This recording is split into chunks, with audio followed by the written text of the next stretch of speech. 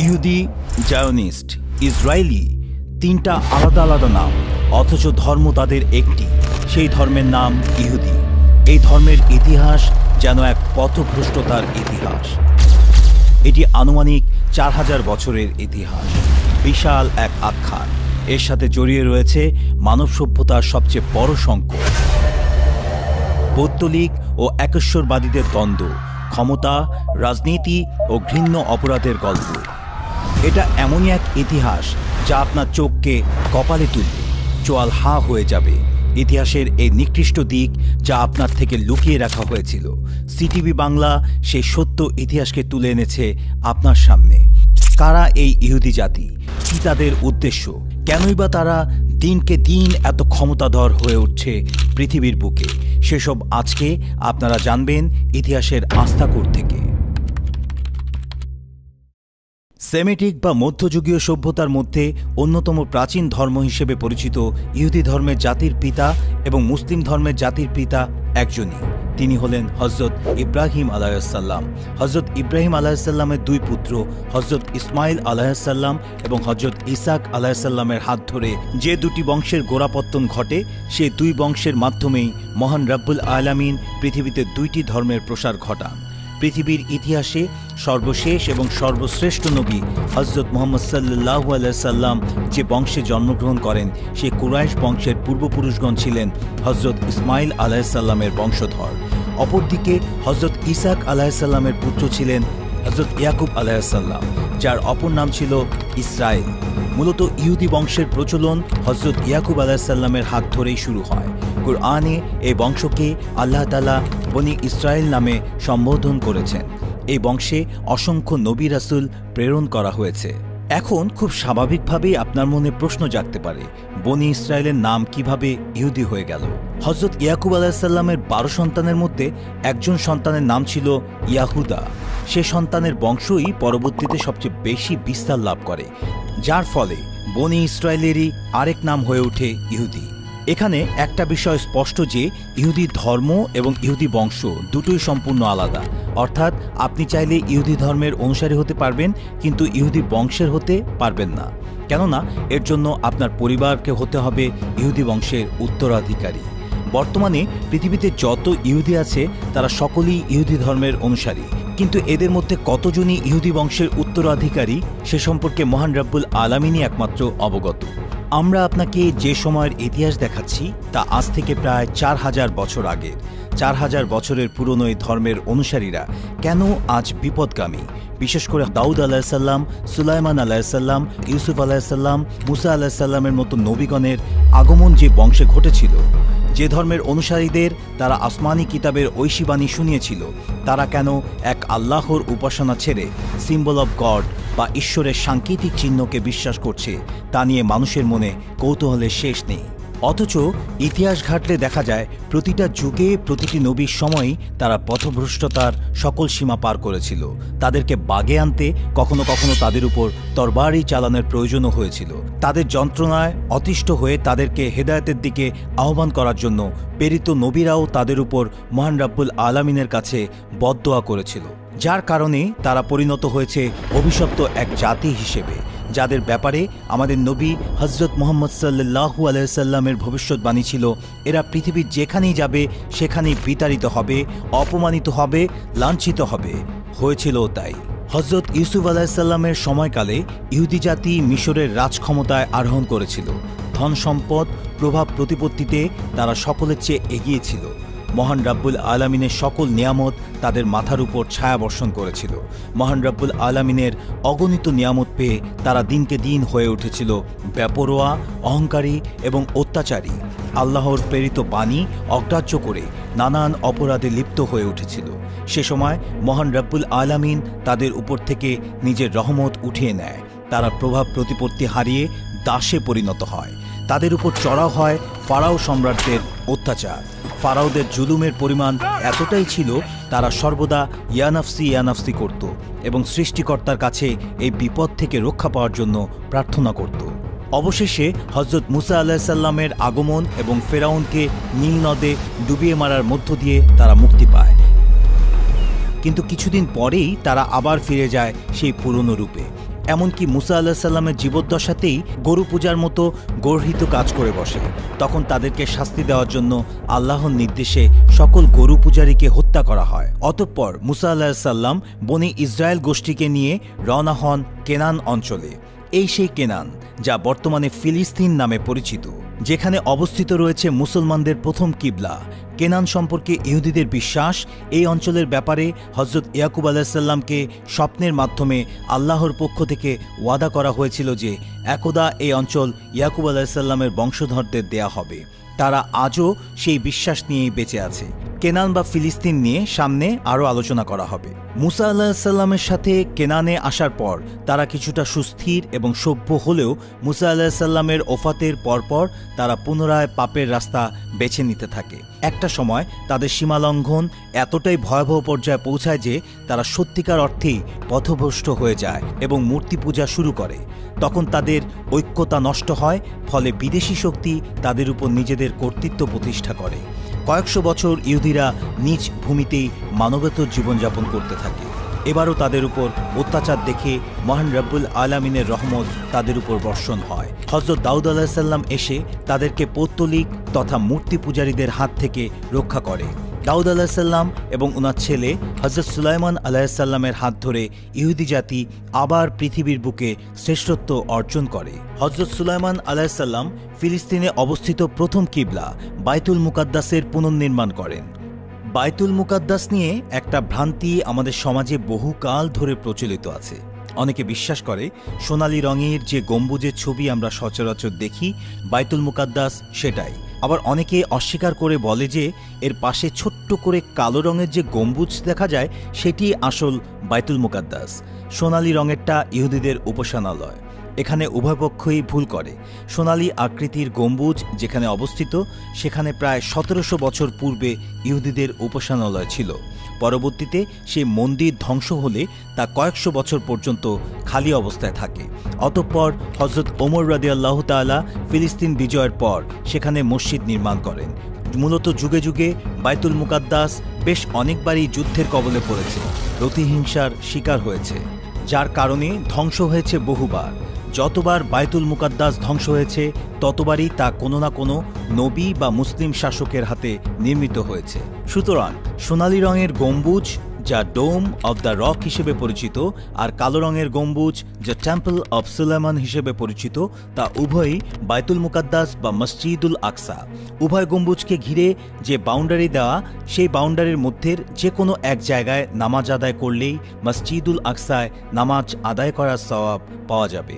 এবার চলুন ফিরে আসা যাক ইহুদিদের ইতিহাসে। হযরত সুলাইমান আলাইহিস সাল্লামের মৃত্যুর পর ইহুদিরা খুব বেশি দিন মহান রব্বুল আলামিনের ইবাদতে লিপ্ত থাকেননি। তারা আস্তে ধীরে আবার শয়তানের উপাসনায় মত্ত হয়ে যায়। তাদের শাসকেরা অগ্নি পূজা করত। মুসা আলাইহিস সাল্লামের মাধ্যমে যে আসমানি কিতাব তাওরাত তাদেরকে জীবন বিধান হিসেবে দেওয়া হয়েছিল তাতে তারা নিজেদের সুবিধামতো পরিমার্জন করার ধৃষ্টতা দেখায়। তাদের এমন নির্লজ্জতার কারণে তারা বারবার আল্লাহর শাস্তির মুখে পড়ে। কখনো গৃহহীন হয়ে যাযাবরের মতো ঘুরেছে, কখনো গণহত্যার শিকার হয়েছে, যার মধ্যে উল্লেখযোগ্য ছিল ব্যাবিলনীয় সাম্রাজ্যের দ্বারা গণহত্যার শিকার হওয়া, রোমান সাম্রাজ্যের দ্বারা সিরিয়া থেকে বিতাড়িত হয়ে আরব ভূখণ্ডে আশ্রয় নেয় এবং সেখানেও 100 বছরের বেশি টিকতে পারেনি। হযরত মুহাম্মদ সাল্লাল্লাহু আলাইহি সাল্লামের সময় আরব থেকে বিতাড়িত হয়ে পৃথিবীর বিভিন্ন স্থানে যাযাবরের মতো ঘুরে বেরিয়ে তারা চলে যায় ইউরোপে। আজ ইসরায়েল রাষ্ট্রের এত ঘনিষ্ঠ বন্ধু ইউরোপও ইহুদিদের ইউরোপের মাটিতে আশ্রয় দেয়নি, দূর দূর করে তাড়িয়ে দিয়েছিল, গণহত্যা চালিয়েছিল। এক ইউরোপিয়ান শাসক অ্যাডলফ হিটলারই নিজ হাতে হত্যা করেছিল 60 লক্ষ ইহুদি, ইতিহাসে যা হলোকাস্ট নামে পরিচিত। তবে ইহুদিদের এমন অপদস্থ হওয়া বা কঠিন শাস্তির মুখে পড়ার ব্যাপারটা যে শুধুমাত্র মহান রব্বুল আলামিনের অবাধ্যতার কারণে এমন নয়। ঐতিহাসিকগণ দাবি করেন ইহুদিরা সবসময় বেশ ধূর্ত, চালাক এবং বেঈমান চরিত্রের অধিকারী ছিল। তারা যখন যে স্থানে বসবাস শুরু করত প্রথমে সেখানকার স্থানীয়দের সাথে ভাব জমিয়ে তাদের থেকে জায়গা জমি কিনত, তারপর ধীরে ধীরে তাদের উচ্ছেদ করে দিয়ে নিজেরা দখল করে বসবাস শুরু করত। ইহুদি বংশের লোকেরা সাধারণত ব্যবসায়ী হতো এবং তাদের ব্যবসার কৌশল খুবই আধুনিক এবং সময়ের চেয়ে অনেক বেশি এগিয়ে থাকত, যার ফলে তারা যাযাবরের মতো ঘুরলেও অর্থ সম্পদের কোনো অভাব হতো না। সেই অর্থ কাজে লাগিয়ে তারা স্থানীয়দের উপর ছড়ি ঘুরাতো। তখন স্থানীয়দের চোখে, এমনকি সেসব স্থানের রাজাদের কাছেও তারা অপরাধী এবং বহিরাগত লুটেরা হিসেবে চিহ্নিত হতো আর বিতাড়িত হতো। যুগ যুগ ধরে বিভিন্ন রকমের ঘাত প্রতিঘাত সয়ে ইহুদিরা বুঝতে পারে যে যে কোনো সমাজে আশ্রয় নিতে গেলে এবং সে সমাজকে নিজেদের আয়ত্তে রাখতে চাইলে শিক্ষা এবং অর্থের কোনো বিকল্প নেই। কেননা একমাত্র শিক্ষিত ধনী ব্যক্তিদেরই যে কোনো সমাজের উঁচু স্তরে গ্রহণযোগ্যতা থাকে। তাই তারা অর্থ উপার্জনের পাশাপাশি শিক্ষার প্রতি অধিক গুরুত্ব দেওয়া শুরু করে। আজকে আমরা যে আধুনিক উন্নত প্রযুক্তির ইসরায়েল রাষ্ট্র দেখছি তা মূলত তাদের হাজার বছরের অধ্যবসায়ের ফলে সম্ভব হয়েছে। ইহুদিদের ইতিহাসের সবচেয়ে যুগান্তকারী অধ্যায় নিঃসন্দেহে ফিলিস্তিন দখল এবং সেখানে নিজেদের জন্য একটি স্বতন্ত্র রাষ্ট্র তৈরি করা। প্রায় ৩,০০০ বছর ধরে ইহুদিরা বিশ্বাস করে এসেছে যে সৃষ্টিকর্তা ইয়াকুব আলাইসাল্লামের মাধ্যমে তাদের জন্য একটি ভূখণ্ড বরাদ্দ করে রেখেছে, যে ভূখণ্ডের মালিকানা একমাত্র তাদেরই। সে ভূখণ্ডের নাম কেনান, যা বর্তমান ফিলিস্তিন এবং তার আশেপাশের কিছু অঞ্চল। ইহুদিদের এই বিশ্বাস এসেছে মূলত তাদের হাতে বিকৃত তাওরাত কিতাবের উল্লেখিত একটি ঘটনা থেকে, যেখানে বলা হয়েছে হযরত ইয়াকুব আলাইসাল্লামকে আল্লাহ তাআলা স্বপ্নের মাধ্যমে প্রতিশ্রুতি দিয়েছেন যে কেনান অঞ্চলের মতো পবিত্র ভূমি তার সন্তানদেরকে দেয়া হবে। এই ঘটনা তাদের কাছে জ্যাকব ল্যাডার ড্রিমস নামে পরিচিত। জ্যাকব ল্যাডার ড্রিমস থিওরিতে বিশ্বাসী ইহুদিরা যুগ যুগ ধরে যখনই বিপদের সম্মুখীন হয়েছে তখনই এই অঞ্চলে এসে জড়ো হওয়ার চেষ্টা করত। তারা এও বিশ্বাস করত যে পৃথিবী ধ্বংসের আগে সৃষ্টিকর্তার পক্ষ থেকে মসিয়া নামে একজন দূত এসে অবশ্যই তাদেরকে এই প্রমিস ল্যান্ডে থাকার ব্যবস্থা করে দিবে। সর্বশেষ 18 শতাব্দীতে ইহুদিরা যখন নিজেদের ধর্ম পরিচয় আত্মগোপন করে ইউরোপে বসবাস শুরু করেন, তখন থিওডোর হার্জেল নামে তাদেরই একজন ব্যবসায়ী ফিলিস্তিনিকে নিজেদের দখলে আনার লক্ষ্যে 1897 সালে জায়নবাদ বা জায়নিজম আন্দোলন শুরু করেন। তিনি ইহুদিদের স্বপ্ন দেখাতে শুরু করেন একদিন তারা তাদের সৃষ্টিকর্তার ওয়াদাকৃত অঞ্চলে বসবাসের সুযোগ পাবে। এই আন্দোলনকে যারা সমর্থন করে বা আন্দোলনের অংশ হিসেবে নিজেকে গর্বিত ভাবে তাদেরকে বলা হয় জায়নিস্ট। পরবর্তীতে ইসরায়েল যখন রাষ্ট্র হিসেবে স্বীকৃতি পায় তখন তারা থিওডোর হার্জেলকে ইসরায়েলের রাষ্ট্রের জাতির পিতা হিসেবে ঘোষণা করে। 1897 সালে শুরু হওয়া জায়নিজম আন্দোলনের ফলে ইহুদিরা নতুন করে প্রস্তুতি শুরু করে আরবে প্রবেশের। পূর্বেই উল্লেখ করেছিলাম ইহুদিরা ব্যবসায়ী এবং পণ্য বিক্রির অসাধারণ কৌশল রপ্ত করার কারণে আর্থিকভাবে কখনোই তারা অসচ্ছল ছিল না। তার উপর শিক্ষার প্রতি অধিক গুরুত্ব দেওয়ার ফলে শিক্ষা এবং গবেষণাতেও তারা বেশ উঁচু স্তরের সফলতা লাভ করে, যার ফলে ইউরোপের সাধারণ ইহুদিরা কোণঠাসা হয়ে থাকলেও উচ্চশিক্ষিত গবেষক এবং ব্যবসায়ী ইহুদিরা মোটামুটি বিভিন্ন দেশের গুরুত্বপূর্ণ পদে আরোহণ করতে পেরেছিল। তারা শুধু গুরুত্বপূর্ণ পদ দখল করেই থেমে যায়নি, নিজেদের আলাদা এক আবাসনের জন্য ভিতরে ভিতরে সব ধরনের প্রচেষ্টা চালিয়ে যাচ্ছিল। ইউরোপের সর্বোচ্চ পর্যায় থেকে মোটামুটি সিদ্ধান্ত নেওয়া হয়েছিল তাদেরকে আফ্রিকার উগান্ডায় বসবাসের ব্যবস্থা করে দেওয়া হবে। ঠিক এমন সময় ইহুদিদের জন্য শাপে বর হয়ে আসে প্রথম বিশ্বযুদ্ধ। প্রথম বিশ্বযুদ্ধের আগে যুক্তরাজ্য নিজেদের অস্ত্রকে সুরক্ষিত রাখতে এক ধরনের গ্লিসারিন ব্যবহার করত, যা আসত মূলত জার্মান থেকে। কিন্তু বিশ্বযুদ্ধের সময় জার্মানি যুক্তরাজ্যের বিপক্ষে থাকলে তারা গ্লিসারিন সাপ্লাই বন্ধ করে দেয়। এতে যুক্তরাজ্য বিপদে পড়ে যায়। এমন পরিস্থিতিতে যুক্তরাজ্যকে সাহায্য করতে এগিয়ে আসে একজন ইহুদি গবেষক এবং ব্যবসায়ী। তার নাম চাইম ওয়াইজম্যান। তিনি ছিলেন জায়নিজম আন্দোলনের অন্যতম গুরুত্বপূর্ণ সদস্য। চাইম ওয়াইজম্যান অস্ত্র সুরক্ষিত রাখতে গ্লিসারিনের বিকল্প হিসেবে অ্যাসিটন নামে এক ধরনের পদার্থের আবিষ্কার করে দেন যুক্তরাজ্যকে। এছাড়াও বিশাল আর্থিক সহায়তা দেন। ওয়াইজম্যানের এমন অভূতপূর্ব সাহায্যে যুক্তরাজ্য এবং তার মিত্ররা অনেক বেশি খুশি হন এবং যুদ্ধের পর তারা ওয়াইজম্যানকে পুরস্কৃত করতে চান। তখন ওয়াইজম্যান জানান তার জন্য একমাত্র পুরস্কার হবে তাদের প্রমিস ল্যান্ড অর্থাৎ ফিলিস্তিনে তাদেরকে বসবাসের সুযোগ করে দেওয়া। ওয়াইজম্যানের এমন মোক্ষম চালে ইউরোপ কাবু হয়ে পড়ে এবং ইহুদিদের উগান্ডায় পাঠানোর সিদ্ধান্ত থেকে সরে এসে ফিলিস্তিনে বসবাসের ব্যবস্থা করে দেওয়ার ষড়যন্ত্র শুরু করে। ফিলিস্তিন ছিল সে সময় উসমানী সালতানাতের অধীনে। প্রথম বিশ্বযুদ্ধে পরাজয়ের ফলে তুরস্কের ক্ষমতা তখন একেবারেই নিঃশেষ হয়ে গিয়েছিল। সেই সুযোগের সদ্ব্যবহার করে ধাপে ধাপে ফিলিস্তিনে প্রবেশ করতে থাকে ইহুদিরা। প্রথমে তারা ফিলিস্তিনিদের কাছ থেকে ঘর ভাড়া করে নিয়ে থাকা শুরু করে। তারপর বেশি দামের লোভ দেখিয়ে সেসব ঘর কিনে নিতে থাকে। দ্বিতীয় বিশ্বযুদ্ধে জার্মানির পরাজয়ের পর পুরো পৃথিবীর একচ্ছত্র ক্ষমতা যখন ইউরোপীয়দের হাতে চলে আসে, তখন ইহুদিরা তাদের আসল চেহারা দেখাতে শুরু করে। সংখ্যায় সামান্য হলেও তারা স্থানীয় ফিলিস্তিনিদের উপর জোর খাটিয়ে দখল শুরু করে। সে সময় ফিলিস্তিনিরা ইহুদিদের উচ্ছেদ করা শুরু করলে সঙ্গে সঙ্গে আমেরিকা এসে হস্তক্ষেপ করে এবং সিদ্ধান্ত হয় পুরো ফিলিস্তিনের 55 ভাগ জুড়ে থাকবে ফিলিস্তিনিরা, বাকি 45 ভাগ জুড়ে থাকবে ইহুদিরা। আমেরিকার এমন সিদ্ধান্তে ফিলিস্তিন সহ গোটা আরব বিশ্ব রাগে ফেটে পড়ে। 12 কোটি ফিলিস্তিনির জন্য 55 ভাগ জায়গা রেখে মাত্র 6 লাখ ইহুদির জন্য 45 ভাগ জায়গা বরাদ্দ করে দেয়া কত বড় ধৃষ্টতা এবং কূটনীতি চাল তা বলার অপেক্ষা রাখে না। জাতিসংঘের মাধ্যমে এই সিদ্ধান্তের বৈধতা দেওয়ার পরপরই ইহুদিরা নিজেদের অধিকৃত অঞ্চলকে ইসরায়েল নামে আলাদা রাষ্ট্র হিসেবে ঘোষণা দেয়।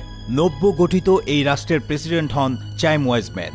ইসরায়েল রাষ্ট্র ঘোষণা হওয়ার 6 মিনিটের মাথায় আমেরিকা তাদেরকে স্বীকৃতি দিয়ে দেয়। এভাবেই একটা স্বাধীন ও সার্বভৌম রাষ্ট্রের স্বাধীনতা ছিনিয়ে নিয়ে নিজেদের দখলদারিত্ব প্রতিষ্ঠা করে ইহুদি তথা ইসরায়েল।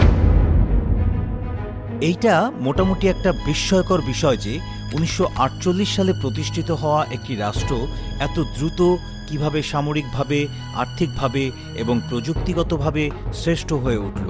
খুব গভীরভাবে যদি আমরা ইহুদিদের ইতিহাসের দিকে আলোকপাত করি, তাহলে মূল 4টা কারণ উঠে আসে, যেসব কারণের দ্বারা 75 বছর বয়সী ইসরায়েল পৃথিবীর হর্তাকর্তায় পরিণত হয়েছে। নাম্বার 1, অর্থনৈতিক সক্ষমতা। ইহুদিরা কিন্তু একদম শুরু থেকেই ব্যবসায়ী ছিল। ব্যবসার ক্ষেত্রে তাদের সাথে পেরে ওঠা কোনো যুগেই কারো পক্ষে সম্ভব ছিল না। ব্যবসায় তাদের নানান কৌশল এবং হঠকারিতার প্রমাণ পাওয়া যায় ইতিহাসে।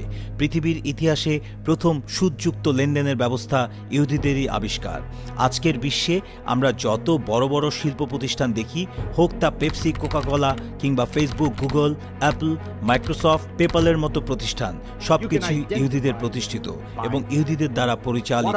সুতরাং অর্থনৈতিক বিশাল সক্ষমতাই তাদের এত দ্রুত শক্তিশালী হওয়ার পেছনের অন্যতম একটি কারণ। নাম্বার 2, শিক্ষা। শত শত বছর ধরে যাযাবরের মতো পৃথিবীর এই প্রান্ত থেকে ও প্রান্তে ঘুরে বেড়ানো ইহুদিরা একটা জিনিস খুব ভালোভাবেই উপলব্ধি করতে পারে যে কোনো সমাজে স্থায়ী হওয়ার জন্য শুধুমাত্র অর্থ থাকলেই হবে না, থাকতে হবে সর্ববিষয়ে জ্ঞানের আলো। তাই তারা হাজার হাজার বছর ধরে যেখানে যে অবস্থাতেই থাকুক না কেন, শিক্ষা এবং গবেষণা থেকে বিরত থাকেনি। তাই ছড়িয়ে ছিটিয়ে থাকলেও ইহুদিদের কেউ না কেউ সবসময় কোনো না কোনো সমাজের নেতৃস্থানীয় আসনে বসেছিল শুধুমাত্র মেধার জোরেই। ইসরায়েল যখন প্রতিষ্ঠা পায় তখন সর্বপ্রথম তারা অত্যাধুনিক সব গবেষণা কেন্দ্র স্থাপন করা শুরু করে। এমনকি কেউ নিজ উদ্যোগে কোনো কিছু নিয়ে গবেষণা করতে চাইলে সরকারের পক্ষ থেকে সর্বধরনের সহযোগিতা করা হবে এমন নিয়মও জারি করা হয়। তাই তরুণ সমাজ নানান গবেষণা লিপ্ত হয়ে প্রযুক্তিগতভাবে ইসরায়েলকে আকাশচুম্বী সফলতা এনে দেয়। 3 নম্বর কারণ, আমেরিকা। ইসরায়েলের সূচনা লগ্ন থেকে আজ পর্যন্ত ইসরায়েলের যত রকমের সহযোগিতার প্রয়োজন হয়েছে তা বিনা সংকোচে, বিনা প্রশ্নে আমেরিকা করে এসেছে। শুরুতে নিজ স্বার্থে ইসরায়েলকে সহযোগিতা করে আসলেও বর্তমান পরিস্থিতি বলছে ভিন্ন কথা, কেননা এখন খোদ আমেরিকায় হয়ে উঠেছে ইসরায়েলের হাতের পুতুল। আমেরিকাকে যদি বিশ্ব পরাশক্তি হিসেবে কেউ টিকিয়ে রাখতে পারে তা একমাত্র ইসরায়েলই পারে। আমেরিকার যত গুরুত্বপূর্ণ সিদ্ধান্ত নেওয়া হয় তা মূলত ইহুদিদের থেকে অনুমতি নিয়েই নেওয়া হয়।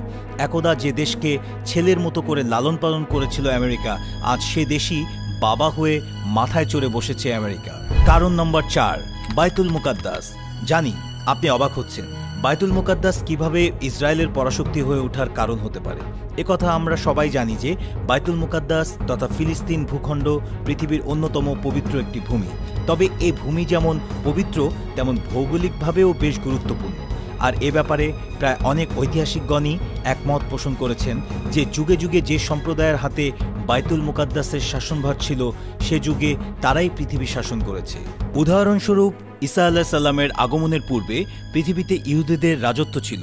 সে সময় তাদের বসবাস ছিল বাইতুল মুকাদ্দাসে। তখন তাদেরই আইন ছিল পৃথিবীবাসীর জন্য শিরোধার্য।